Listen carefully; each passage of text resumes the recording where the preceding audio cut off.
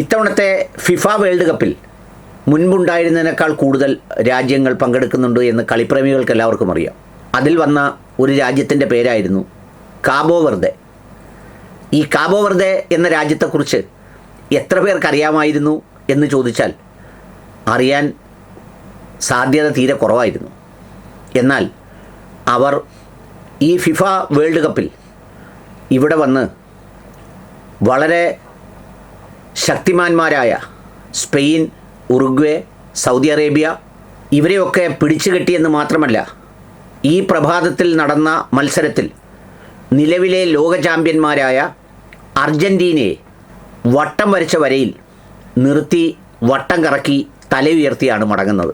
അതുകൊണ്ട് തന്നെ ഇന്നത്തെ അർജൻറ്റീന ഫാൻസുകാർ പോലും അവരുടെ പോസ്റ്റുകളിലെല്ലാം കാബോ വെർദെ എന്ന രാജ്യത്തെക്കുറിച്ചും അതിലെ ഗോളി ഓസിയാനിയോ എന്ന 40 വയസ്സുകാരനെക്കുറിച്ചും വളരെ കൃത്യമായി പറഞ്ഞു പോകുന്നുണ്ട്. 6 അടി 2 ഇഞ്ച് പൊക്കമുള്ള ഓസിയാനോ എന്ന 40 വയസ്സുകാരൻ്റെ ജന്മദിനം ജൂൺ 3-ാം തീയതിയാണെങ്കിൽ കാബോ വെർദെ എന്ന ഈ മനോഹരമായ അറ്റ്ലാന്റിക് സമുദ്രത്തിലെ ഈ ദ്വീപിൻ്റെ സ്വാതന്ത്ര്യദിനം നാളെയാണ്. തലയുയർത്തി മടങ്ങുന്ന ആ രാജ്യത്തിന് ലോകത്തെ പ്രധാനപ്പെട്ട ഒരുപാട് ഫുട്ബോളർമാരുടെ രക്തപരമ്പര ചേർത്ത് വെച്ച കഥകളുണ്ടെന്ന് എത്ര പേർക്കറിയാം. ക്രിസ്ത്യാനോ റൊണാൾഡോ എന്ന പോർച്ചുഗലിൻ്റെ താരത്തിൻ്റെ അച്ഛൻ്റെ അമ്മ കാബോ വെർദെ എന്ന ആ ദ്വീപിലാണ് ജനിച്ചതും അവിടെ നിന്നാണ് മറ്റു പല സ്ഥലങ്ങളിലേക്കും പോയത്. മാഞ്ചസ്റ്റർ യുണൈറ്റഡിൻ്റെ മുൻ താരം നാനി എന്ന ലോകോത്തര ഫുട്ബോളർ ജനിച്ചതും കാബോ വെർദെയിലാണ്. ഫ്രാൻസിൻ്റെ പാട്രിക് വിയേര എന്ന കളിക്കാരൻ്റെ അമ്മയും കാബോ വെർദെയിൽ ജനിച്ചതാണ്. ലാർസൻ എന്ന സ്വീഡൻ്റെ പ്രധാനപ്പെട്ട കളിക്കാരൻ്റെ അച്ഛൻ ഹെൻറി ലാർസനും കാബോ വെർദെ ദ്വീപിൽപ്പെട്ട ആളാണ്. ആ തല ഉയർത്തി മടങ്ങുന്ന കാബോ വെർദെ ടീമിൻ്റെ ചരിത്രവും ആ ദ്വീപിൻ്റെ ചരിത്രവും ഒന്ന് അറിയുകയും മനസ്സിലാക്കുകയും വേണം. ചില പ്രത്യേക സന്ദർഭങ്ങളിലാണല്ലോ നമുക്ക് പഠിക്കാൻ അവസരമുണ്ടാവുക. അതുകൊണ്ട് തന്നെ കാബോ വെർദെയുടെ ഞാനറിഞ്ഞ ചരിത്രം നിങ്ങളുമായി പങ്കുവെക്കാമെന്നാണ് വിചാരിച്ചത്. 1444 ഡൈനിസ് ഡയസ് എന്ന് പറയുന്ന ഒരു എക്സ്പ്ലോറർ, സമുദ്രസഞ്ചാരി, തൻ്റെ സഞ്ചാരപ്രിയം കൊണ്ട് സഞ്ചരിച്ച് എത്തിച്ചേർന്നത് ഒരു ചെറിയ ഹരിതാഭയുള്ള ദ്വീപിലായിരുന്നു. ആ ഹരിതാഭയുടെ സാന്നിധ്യം കൊണ്ട് എന്ത് വിളിക്കണം എന്ന് സംശയിച്ച് നോർത്തിലേക്ക് നോക്കിയപ്പോൾ മറ്റൊരു ഹരിതാഭ നിറഞ്ഞ ദ്വീപും കണ്ടു. അദ്ദേഹം എത്തിച്ചേർന്ന ദ്വീപാണ് സെനഗൽ എന്ന് പറയുന്ന ആഫ്രിക്കൻ രാജ്യമായി മാറിയത്. 1444 ഇത് സംഭവിച്ചതെങ്കിൽ വീണ്ടും 12 വർഷത്തിന് ശേഷം 1456 മറ്റൊരു പോർച്ചുഗീസ് സെയിലർ ഈ സെനഗലിന് അറ്റ്ലാന്റിക് സമുദ്രത്തിലൂടെ ഒരു 500 കിലോമീറ്റർ വീണ്ടും നോർത്തിലേക്ക് സഞ്ചരിച്ചെത്തുന്ന ആ ദ്വീപിലേക്കെത്തി. ആ ദ്വീപിനിട്ട പേരാണ് ഗ്രീൻ കേപ്പ്, അല്ലെങ്കിൽ പോർച്ചുഗൽ ഭാഷയിൽ പറഞ്ഞാൽ കാബോ വെർദെ.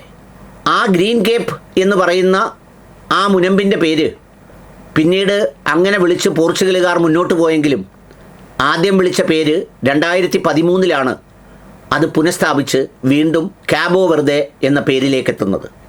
അതിനു മുമ്പ് ആ രാജ്യം അനുഭവിച്ച വലിയ കഷ്ടപ്പാടിൻ്റെയും ഒരുപാട് പോരാട്ടങ്ങളുടെയും രക്തസാക്ഷികളുടെയും കഥ കൂടിയുണ്ട്. അതും കൂടി കേൾക്കണം. 4053 സ്ക്വയർ കിലോമീറ്ററാണ് കാബോ വെർദെയുടെ ആകെ വിസ്തൃതി എന്ന് പറയുന്നത്. അതുതന്നെ അവിടെ എല്ലാം കൂടിയുള്ളത് ഏതാണ്ട് 5,30,000 ജനങ്ങൾ മാത്രമാണ്. മൊത്തം 10 ദ്വീപുകളുണ്ട്. ആ 10 ദ്വീപുകളിൽ പല ദ്വീപുകളിലും വോൾക്കാനിക് എറപ്ഷൻസ് ഉണ്ടാകാൻ സാധ്യതയുള്ള ചരിത്രപരമായി ഉണ്ടായിട്ടുള്ള ദ്വീപുകളാണ്. ആ 10 ദ്വീപിൽ ഒറ്റ ദ്വീപിലെ ആൾ താമസമുള്ളൂ. ആ ആൾ താമസമുള്ള ദ്വീപിൻ്റെ പേരാണ് സാൻഡിയോ.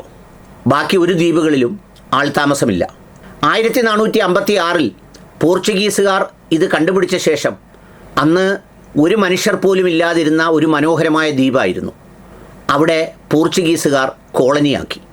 എന്നിട്ട് പോർച്ചുഗീസുകാർ മറ്റ് ആഫ്രിക്കൻ രാജ്യങ്ങളിൽ നിന്ന് കൊണ്ടുവന്ന ഒരുപാട് അടിമകളെ അവിടെ താമസിപ്പിച്ചിട്ട് അവരെ കൊണ്ട് അടിമപ്പണികളും ബാക്കിയുള്ള പ്രകൃതി വിഭവങ്ങളുടെ ചൂഷണവും മറ്റു പല കാര്യങ്ങളും ഒക്കെ ചെയ്തെടുക്കുകയായിരുന്നു. അങ്ങനെയാണ് അവിടെ ഒരു ജനസമൂഹം സൃഷ്ടിക്കപ്പെട്ടത്. കേപ്പ് വെർട്ടിയാൻ ക്രിയോൾ എന്ന് പറയുന്ന ഒരു സവിശേഷമായ ഭാഷയാണ് അവിടുത്തെ എത്നിക് ഭാഷ. എന്നാൽ ധാരാളം ആളുകൾ പോർച്ചുഗൽ ഭാഷയും സംസാരിക്കുന്നുണ്ട്. കാർബോ വെർദെയോട് ചേർന്നാണ് ഗിനി ബസാവോ എന്ന് പറയുന്ന മറ്റൊരു ആഫ്രിക്കൻ രാജ്യം സ്ഥിതി ചെയ്യുന്നത്. ഗിനി ബസാവോ മലയാളികളായ നമുക്കൊക്കെ പരിചയമുണ്ടാവും. അവിടെയാണ് ഈ കശുവണ്ടി ഇറക്കുമതി ചെയ്യുന്ന ഗിനി ബസാവോ കശുവണ്ടി എന്നൊക്കെ പറഞ്ഞ് വാർത്തകളിൽ വായിച്ചിട്ടുണ്ടാവും. ഈ രണ്ട് രാജ്യങ്ങളിലും പോർച്ചുഗലിൻ്റെ അടിമ കോളനികളായിരുന്നു. എന്നാൽ അവിടെ അമിത്കർ കബ്രാൾ എന്ന് പറയുന്ന ആഫ്രിക്കൻ സായുധ വിപ്ലവത്തിൻ്റെ സ്വാതന്ത്ര്യവാദത്തിൻ്റെ ഏറ്റവും കരുത്തുറ്റ ഒരു പോരാളിയായ അദ്ദേഹത്തിൻ്റെ നേതൃത്വത്തിൽ 1963 അവിടെ സ്വാതന്ത്ര്യത്തിന് വേണ്ടിയുള്ള പോരാട്ടം തുടങ്ങുന്നു. വലിയ കലാപം, ഗൊറില്ല ആക്രമണം, വിട്ടുകൊടുക്കാതെ പോർച്ചുഗീസ്. ഒടുവിൽ 1975 ജൂലൈ 5 ഈ കാബോ വെർദോ എന്ന് പറയുന്ന ഈ മനോഹരമായ ചെറിയ ദ്വീപ് സ്വാതന്ത്ര്യം നേടുന്നത്. അതുകൊണ്ടാണ് ഞാൻ പറഞ്ഞത് നാളെയാണ് ഈ രാജ്യത്തിൻ്റെ സ്വാതന്ത്ര്യദിനമെന്ന്. ഇക്കാലം അത്രയും ഈ പോരാട്ടത്തിന് നേതൃത്വം നൽകിയ ഈ അമിത്കർ കബ്രാൾ എന്ന് പറയുന്ന അദ്ദേഹത്തിന് ഈ സ്വാതന്ത്ര്യത്തിൻ്റെ പൊൻപുലരി ആസ്വദിക്കാൻ സാധിച്ചിരുന്നില്ല. 2 വർഷം മുമ്പ് പോർച്ചുഗലുകാർ അദ്ദേഹത്തെ കൊലപ്പെടുത്തി. പിന്നീട് കാർബോ വെർദെയുടെ ജീവിതം, മുന്നോട്ടുള്ള യാത്ര ഒരുമിച്ച് ഗിനി ബസാവോയുമായി ചേർന്ന് രണ്ടും ഒരുപോലെ ഭരിച്ചുകൊണ്ടായിരുന്നു. എന്നാൽ പിൽക്കാലത്ത് അത് സെപ്പറേറ്റ് ചെയ്യപ്പെട്ട് 2 രാജ്യങ്ങളാക്കി മാറ്റി. ഈ കാബോ വെർദെ എന്ന് പറയുന്ന രാജ്യം ആഫ്രിക്കൻ രാജ്യമായതുകൊണ്ടും അതിൽ കാണുന്ന പലരെയും കാണുന്ന രൂപഭാവ ഭേദങ്ങളിലൊക്കെ സാധാരണ ആഫ്രിക്കൻ രാജ്യത്തെപ്പോലെ ആ രാജ്യത്തെ കാണരുത്. അവിടുത്തെ ജനങ്ങളിൽ 90% ലിറ്ററസി ഉള്ളവരാണ്. അവിടെ സ്ത്രീകൾക്ക് സ്വാതന്ത്ര്യമുണ്ട്. അവിടുത്തെ 1 മുതൽ 12 വരെയുള്ള ക്ലാസ്സുകളിലേക്ക് കുട്ടികൾക്ക് നിർബന്ധിത സൗജന്യ വിദ്യാഭ്യാസമുണ്ട്. യൂണിവേഴ്സിറ്റി ഓഫ് കാർബോ എന്നൊക്കെ പറഞ്ഞ് വളരെ പ്രശസ്തമായ യൂണിവേഴ്സിറ്റികളുണ്ട്. അങ്ങനെ അതിപ്രശസ്തമായ വിദ്യാഭ്യാസ സ്ഥാപനങ്ങളും സാംസ്കാരിക ഔന്നത്യവും അതുപോലെ നിലനിർത്തി പോകുന്ന ഒരു രാജ്യമാണ് ഈ കാബോ വെർദെ.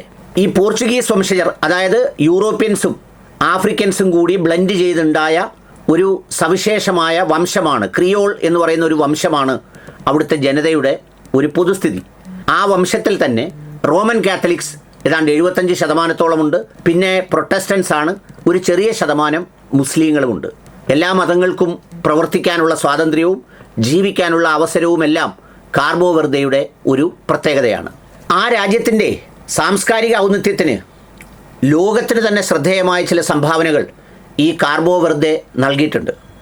അതിലേറ്റവും പ്രധാനപ്പെട്ട അവിടുത്തെ 2-3 സവിശേഷമായ വികാരങ്ങൾ UN-ൻ്റെ ലോക പൈതൃക പട്ടികയിൽ അടയാളപ്പെടുത്തപ്പെട്ട ചില സവിശേഷമായ ജനവിഭാഗത്തിൻ്റെ രീതികളായി ഡോക്യുമെൻ്റ് ചെയ്യപ്പെട്ടിട്ടുണ്ട്.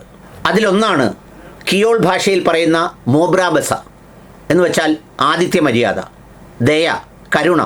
അതൊക്കെ അക്ഷരാർത്ഥത്തിൽ ഒരു സാംസ്കാരിക ഔന്നിത്യമായി ഈ കാർബോ വെർദേക്കാർ കൊണ്ടു നടക്കുന്നുണ്ട്. അത്ര ഇഷ്ടത്തോടെയാണ് അവർ വിനോദസഞ്ചാരികളെ സ്വീകരിക്കുന്നത്, മറ്റ് രാജ്യത്തു നിന്ന് വരുന്ന ആളുകളെ സ്വീകരിക്കുന്നത് ഹൃദയം നൽകുന്ന രീതിയിലാണ് എന്ന തരത്തിലൊക്കെ ധാരാളം ഡോക്യുമെൻ്ററികൾ സാമൂഹ്യ മാധ്യമ പ്രതലത്തിൽ ലഭ്യമാണ്. കാൽപന്ത് കളിയിൽ കാലുകൾ കൊണ്ട് കവിത രചിക്കുന്നത് പോലെ സംഗീതം ശ്വസിക്കുന്ന ഒരു ജനതയെന്നാണ് കാർബോ വെർദെയിലെ ജനങ്ങളെക്കുറിച്ച് പറയുന്നത്. മോർണ എന്ന് പറയുന്നത് അവരുടെ സവിശേഷമായ ഒരു സംഗീതമാണ്. ആ മോർണ സംഗീതത്തെയും ഈ UN-ൻ്റെ പൈതൃക പട്ടികയിൽപ്പെടുത്തി നിലനിർത്തേണ്ടതും സവിശേഷമായതും എന്ന നിലയിൽ സൂക്ഷിക്കുന്നു എന്നുള്ളതും ഈ ചെറിയ ദ്വീപിൻ്റെ ഒരു പ്രത്യേകതയാണ്. പിന്നെ ആ സാംസ്കാരിക ഔന്നിത്യത്തിൻ്റെ ഭാഗമായി പറയുന്ന മറ്റൊരു കാര്യമാണ് സദാദ്. സദാദ് എന്നാൽ അവിടുത്തെ ജനങ്ങളുടെ മനസ്സിൽ നിലനിൽക്കുന്ന ആ നാടിനോടുള്ള ഒരു വികാരമാണ്. ആ വികാരം നഷ്ടപ്പെട്ടു പോയേക്കാവുന്ന മനുഷ്യരുടെ, പ്രയാസപ്പെടുന്ന മനുഷ്യരുടെ ഒക്കെ ആ നാട് വിട്ടുപോയവരുടെ വികാരങ്ങൾ ചേർത്ത് വെക്കുന്ന ഒരുതരം ദേശീയത. ഇന്നത്തെ പോലെ നമ്മുടെ നാട്ടിലൊക്കെ കാണുന്നത് പോലെ ഒരാളിനെ ഇല്ലാതാക്കി മറ്റൊരാളുടെ പേരിൽ വിദ്വേഷം പറഞ്ഞ് അപവാദം പറഞ്ഞൊന്നുമല്ല. ഗതികേടിൻ്റെ കാലത്ത്, പട്ടിണിയുടെ കാലത്ത്, പോരാട്ടത്തിൻ്റെ കാലത്ത് ആ മണ്ണിൽ ജനിച്ച് അവിടെ നിന്ന് നാട് വിട്ടു പോകേണ്ടി വന്ന മനുഷ്യരുടെ വികാരം ചേർത്ത് വെക്കുന്ന സവിശേഷമായ ഒരു പ്രത്യേകതയാണ് സദാദ് എന്ന പ്രയോഗത്തിലൂടെ കാബോ വെർദെ അന്വർത്ഥമാക്കുന്നത്. ഇബ്രോൺ അസൂയിസ് അഥവാ നീലസ്രാവുകൾ, ബ്ലൂ ഷാർക്ക് എന്നാണ് അവിടുത്തെ ദേശീയ ഫുട്ബോൾ ടീമിൻ്റെ പേര്. ആ ദേശീയ ഫുട്ബോൾ ടീം കരുത്തോടെ ആരെയും അട്ടിമറിക്കാൻ ശേഷിയുള്ളവരാണ് എന്ന തരത്തിലേക്ക് വളർത്തിക്കൊണ്ടുവരുന്നതിന് വേണ്ടിയാണ് ആ പേര് സ്വീകരിച്ചത്. അത് അക്ഷരാർത്ഥത്തിൽ അന്വർത്ഥമാക്കുന്നതാണ് അവരുടെ മത്സരത്തിനോടുള്ള സമർപ്പണമെന്ന് ഞാൻ നേരത്തെ ഈ ഫിഫ വേൾഡ് കപ്പിൽ സൂചിപ്പിച്ച മത്സരങ്ങളിലെ അവരുടെ പ്രകടനം കൊണ്ട് അടിവര എഴുതി കഴിഞ്ഞു. സ്പെയിനും ഉറുഗ്വേയും സൗദി അറേബ്യയും കൂടാതെ നമുക്കേവർക്കും ഇഷ്ടപ്പെട്ട എൻ്റെ കൂടി ഫാൻ ടീമായ അർജൻറ്റീന ശ്വാസം പിടിച്ച് വല്ല വിധേനയുമാണ് ഒരു അല്പം ശ്വാസമെടുത്ത് അവസാന നിമിഷത്തിലെ ഒരു ഗോളിൽ 3-2 എക്സ്ട്രാ ടൈമിൻ്റെ അവസാന മിനിറ്റിൽ കടന്നുപോയത്. അങ്ങനെ കടന്നു പോകുമ്പോഴും മാർട്ടിനസിൻ്റെ സേവുകളും അതുപോലെയുള്ള മറ്റു പല കാര്യങ്ങളുമാണ് അവരെ രക്ഷപ്പെടുത്തിയത്. പ്രതിരോധത്തിലും അറ്റാക്കിലും ഒരുപോലെ മികവ് പുലർത്തി തല ഉയർത്തി മടങ്ങുമ്പോൾ ഞാൻ നേരത്തെ സൂചിപ്പിച്ചതുപോലെ വസിന്യോ എന്ന് വിളിക്കുന്ന ജോസിമർ ഡയസിനെ പോലെയുള്ള ആ തല ഉയർത്തി 40-ാം വയസ്സിലും പോരാട്ട വീര്യം കാത്തു സൂക്ഷിച്ചു മടങ്ങുന്ന കാർബോ വെർദെ വെറുമൊരു കളിയല്ല, ലോകത്തെ അടയാളപ്പെടുത്തിയ സംസ്കാരങ്ങളുടെ, ചെറുതാണെങ്കിലും ഒരുമയുടെ, വേറിട്ട ജീവിതത്തിൻ്റെ സവിശേഷമായ ഒരു ദ്വീപിൻ്റെ ചരിത്രം പറയുന്ന ടീം കൂടിയാണ്. അഭിനന്ദനങ്ങൾ അഭിമാനത്തോടെയുള്ള നിങ്ങളുടെ മടക്കത്തിന്.